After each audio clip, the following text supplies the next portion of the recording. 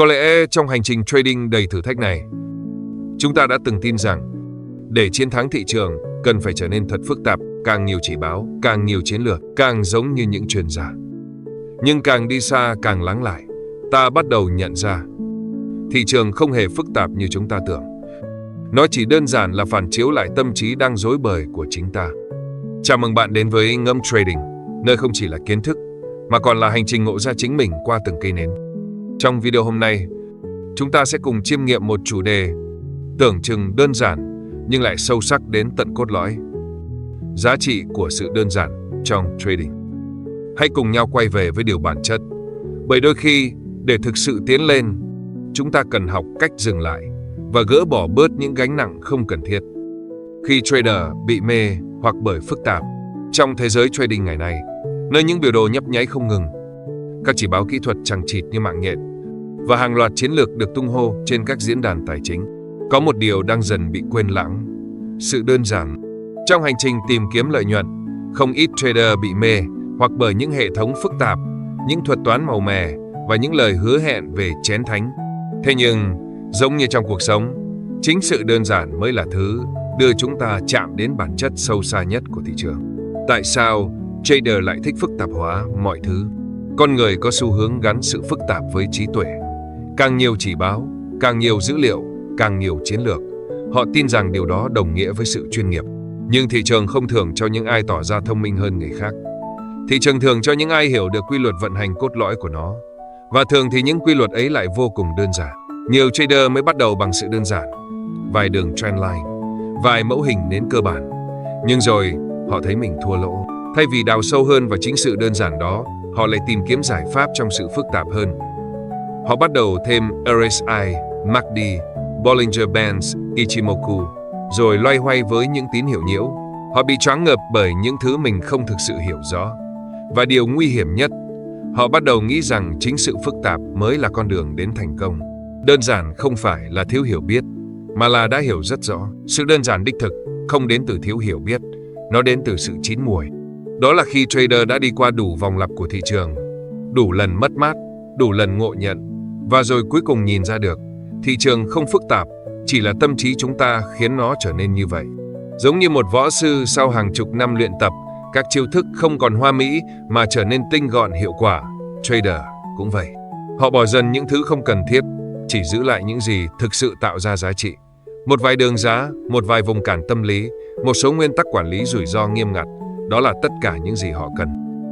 Sự tĩnh lặng trong biến động, nghệ thuật quan sát trong đơn giản. Sự đơn giản trong trading không chỉ đến từ hệ thống giao dịch, mà còn từ thái độ quan sát. Một trader đơn giản là người không phản ứng vội vàng. Họ lặng lẽ quan sát giá đi như nước chảy, không ép buộc thị trường phải tuân theo mình, không giao dịch chỉ để cảm thấy đang làm gì đó. Họ chờ đợi sự rõ ràng, giống như người làm vườn chờ hạt giống nảy mầm.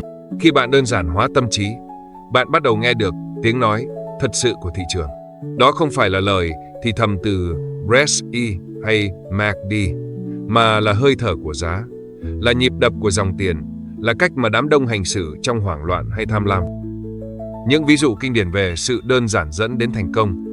Nhiều huyền thoại trading trên thế giới là minh chứng sống động cho sức mạnh của sự đơn giản. Richard Dennis với hệ thống Total Trading chỉ dựa vào breakout đơn giản và quản trị rủi ro. Jesse Livermore trong tác phẩm kinh điển Reminiscences of a Stock Operator từng nói: không phải tôi kiếm tiền khi mua hay bán, mà là khi tôi chờ đợi. Sự chờ đợi đó đến từ một tâm trí đơn giản, không hấp tấp, không bị kéo đi bởi nhiễu động thị trường. Paul Tudor Jones, một nhà giao dịch vĩ đại, cũng nổi tiếng với việc không dùng quá nhiều chỉ báo. Ông tin vào việc bảo vệ vốn và giữ cho đầu óc tỉnh táo, linh hoạt, không bị còng kềnh bởi hệ thống máy móc. Làm sao để trở nên đơn giản hơn trong trading? Trở nên đơn giản không dễ, vì nó đòi hỏi chúng ta phải buông bỏ. Buông bỏ những gì mình từng tin là đúng. Buông bỏ nhu cầu phải luôn đúng. Buông bỏ sự hấp dẫn của thị trường tài chính đầy cám dỗ. Để đơn giản hóa, trước hết hãy quay về với những câu hỏi cốt lõi. Thị trường đang đi đâu? Động lực giá hiện tại đến từ đâu? Có vùng cản nào đáng lưu ý? Rủi ro tôi chấp nhận là bao nhiêu? Tiếp theo, hãy tối giản hệ thống giao dịch. Thay vì 10 chỉ báo, hãy chọn 1-2 thứ thực sự hiệu quả. Thay vì 5 lệnh mỗi ngày, hãy chỉ vào lệnh khi xác suất rõ ràng. Thay vì tìm cách bắt đỉnh đáy, hãy đi cùng xu hướng. Cuối cùng, hãy đơn giản cả tâm trí, thực hành thiền định, tĩnh lặng, biết ơn. Một tâm trí yên tĩnh là nền tảng cho mọi chiến lược giao dịch thành công. Đơn giản là sự giác ngộ cuối cùng. Trong trading, hành trình đơn giản hóa là hành trình giác ngộ. Đó không chỉ là quá trình làm sạch hệ thống giao dịch, mà là làm sạch tâm trí. Từ người luôn muốn chứng minh bản thân, trader trở thành người học cách lắng nghe. Từ người luôn truy cầu kết quả, họ trở thành người biết trân trọng quá trình. Cuối cùng, bạn nhận ra, thị trường không phải kẻ thù, mà là tấm gương phản chiếu nội tâm của chính bạn. Và khi bạn đủ đơn giản, bạn bắt đầu thấy rõ mọi thứ, không còn mù mờ, không còn rối rắm. Chỉ còn lại sự thấu hiểu sâu sắc, như mặt nước lặng, phản chiếu bầu trời. Về với sự đơn giản, về với chính mình. Sự đơn giản không phải là đích đến, mà là con đường. Đó là hành trình quay về với bản chất, quay về với sự thật, quay về với chính mình. Trong một thế giới ồn ào và nhiều biến động như trading, càng đơn giản, bạn càng có lợi thế. Hãy nhớ, thị trường không phức tạp, chúng ta mới là những người tự phức tạp hóa nó. Và đôi khi, thứ mang lại nhiều nhất lại chính là thứ ít nhất. Hãy chọn sự đơn giản, và để nó dẫn dắt bạn đến sự tự do. Đơn giản không phải là thứ bạn có được khi bắt đầu, mà là phần thưởng bạn nhận được sau khi đã đi qua đủ những ngã rẽ phức tạp. Khi bạn thôi chạy theo thị trường và bắt đầu lắng nghe nó, khi bạn thôi gồng mình kiểm soát mọi thứ và bắt đầu thấu hiểu chính mình, đó là lúc bạn thực sự bắt đầu chiến thắng. Không phải thị trường, mà là chiến thắng bản thân. Trong thế giới trading nhiều biến động và ồn ào, sự đơn giản không chỉ là chiến lược, mà là triết lý sống, là ánh sáng dẫn đường cho những ai đã đủ mệt mỏi với con đường vòng.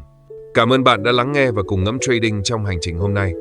Nếu bạn thấy giá trị từ những điều đơn giản, hãy chia sẻ video này để ánh sáng của sự giản dị chạm đến nhiều trader hơn nữa. Và đừng quên, khi tâm trí bạn trở nên đơn giản, thị trường cũng bắt đầu trở nên dễ hiểu hơn. Hẹn gặp lại bạn trong video tiếp theo, nơi mỗi lần ngẫm là mỗi lần trưởng thành.